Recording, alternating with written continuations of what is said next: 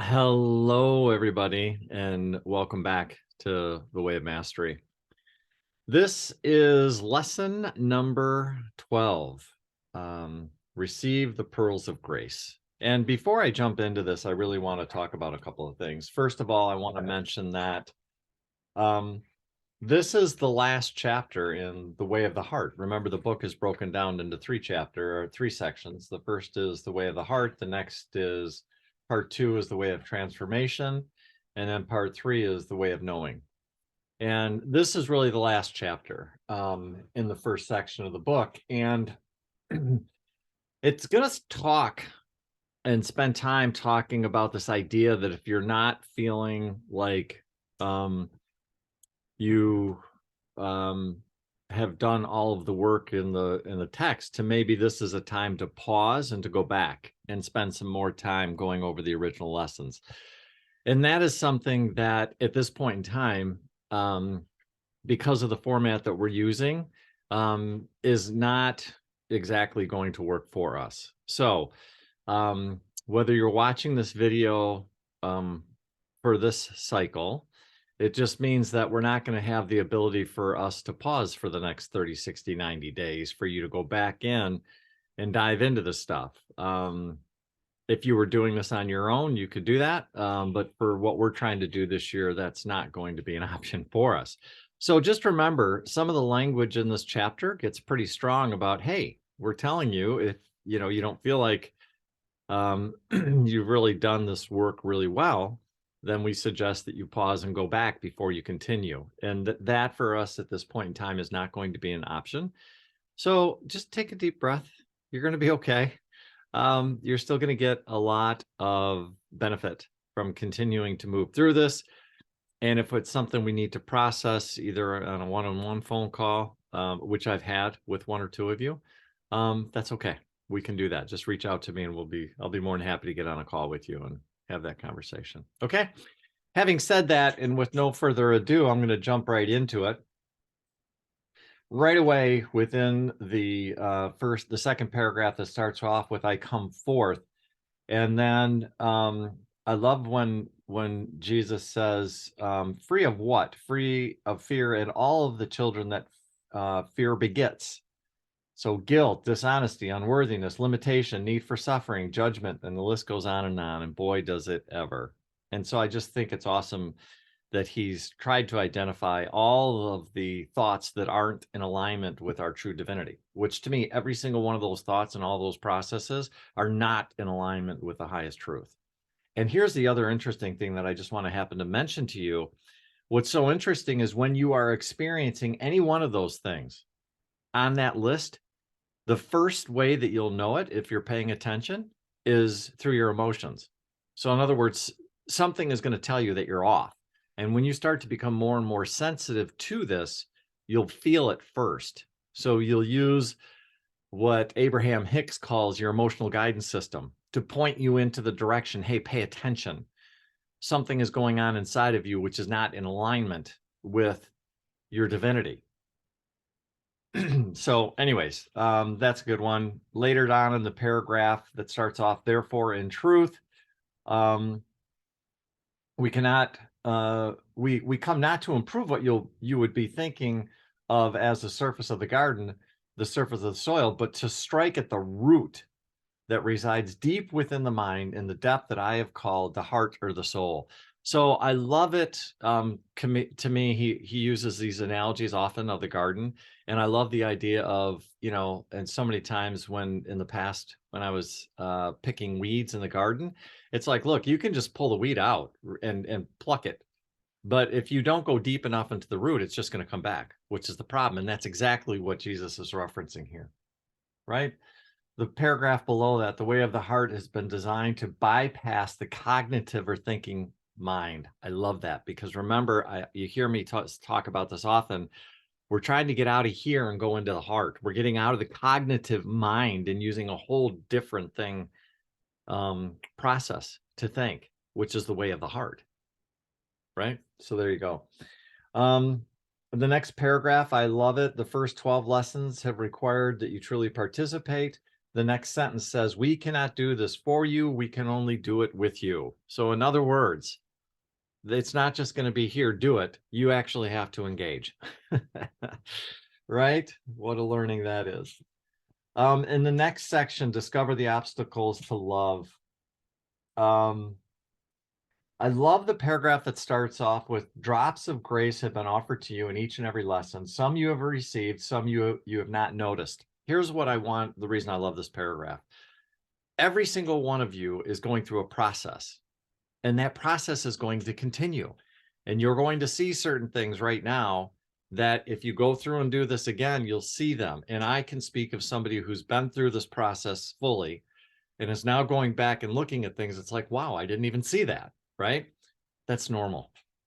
That's normal. And that's why I almost encourage people just to, hey, go through this one time and just to get through it, to kind of get a feel for the land, see what it looks like, see what it feels like.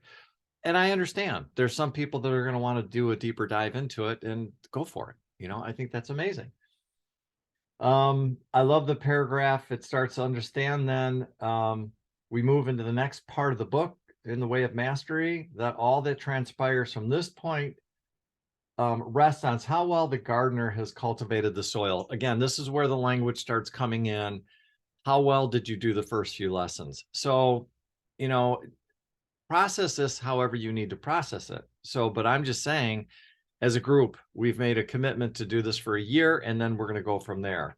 So a lot of the language moving in the chapter forward is going to be about this whole idea of, hey, are you sure you feel good about this? Or are you going to keep doing it? On a paragraph that starts, it says, this is why the next 12 lessons, called the way of transformation, require not a striving. This is really important, by the way, but an allowing. Circle that, highlight it, and everything else like that. We're no longer striving. We're just allowing. We're surrendering to this process that Jesus is offering us, and we're allowing it to move through us as we do the exercises, as we do what we can to move through this process. But it's not us trying to do it. It's us relaxing and trusting and allowing the process to happen. It says, not thinking, but letting go into feeling, not doing, but trusting. Love it. And I love the paragraph, 2 paragraphs down, where it says, seek you then to seek no more. Stop being a seeker. Stop it. Stop it. I had to read that one a couple of times because I have a tendency to be a seeker, right? All right. I love this. It starts the paragraph. So let the breath flow in and realize that you have the freedom to go back over the previous lessons, like they said before, of anything that you've missed. So you can, but again, we got to move forward. Okay. I love this paragraph that starts off with, the only question then is this: are you willing to allow the drop of foam to be transformed into that which fully and always expresses only the love of God, even though that expression is still temporary, because the body is arisen in the field of time and disappears into the field of time? And then I love that. Yeah. The next section is this beautiful meditation of release. And it's really asking you just to go back in and look and do an inventory, right? That's what it talks about. Who do I know in my experience who I have judged and locked into a certain box, and I've decided that this is all who they are? Might not be a bad idea to go look at that thing. And when you think about it, it's not just people. It could be events. It could be situations. It could be things. It could be a lot of different things, right? And so, and by the way, don't forget to include you in those judgments, because we have a tendency to be our harshest critic, right? So I love it. Further down, the paragraph that starts, you cannot take fear into love. You cannot take judgment into forgiveness. You cannot take limitation into unlimitedness. Oh, so good. I love this stuff. Later on in the paragraph, he goes on to say, mop up any forgiveness or releasing that you need yet to do. Might not be a bad idea just to take a minute and, like I said, do a little bit of an inventory. I love, again, he's emphasizing this idea of no more victim. Again, we're stepping into our power. We're letting go of victimhood. And the paragraph that starts, as we conclude the way of the heart, and halfway through the following sentence, it says that you are not clinging to even the subtlest iota of perception that in any way you are a victim or the world of the world that you see. So again, just reemphasizing no more victim. I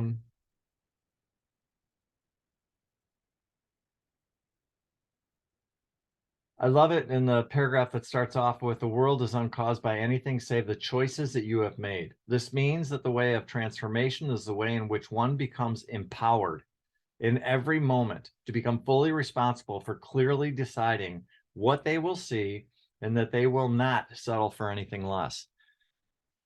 This is where you're putting on, the terminology I like to use is your big boy spiritual pants, right? This is where you're stepping into it. You're like, yep, I'm going to be willing to do this. I'm no longer a victim. No more victim. I'm not doing that anymore. And sometimes that can be scary. Sometimes that can feel like a push, a stretch. However, my experience has been the more I'm willing to accept everything that shows up, that I'm creating all of it, it becomes a little bit easier, a little bit easier, a little bit easier, and more clarity, more wisdom, more strength, more power, all of it seems to be happening, right? I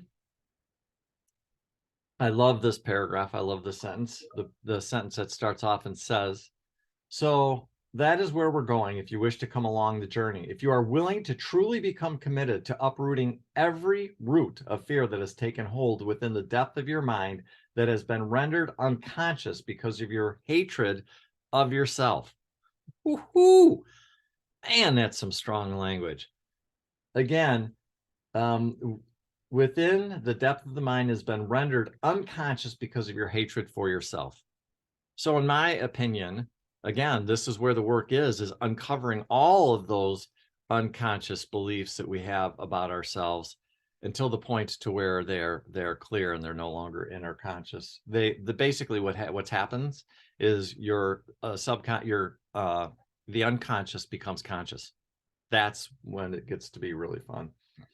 This is called the separation from God, and therefore, because it has become unconscious, it has ruled you. Oof. Lots of truth in there. Lots of truth.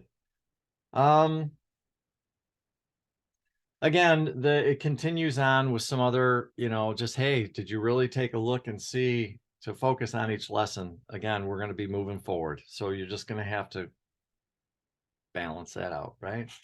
I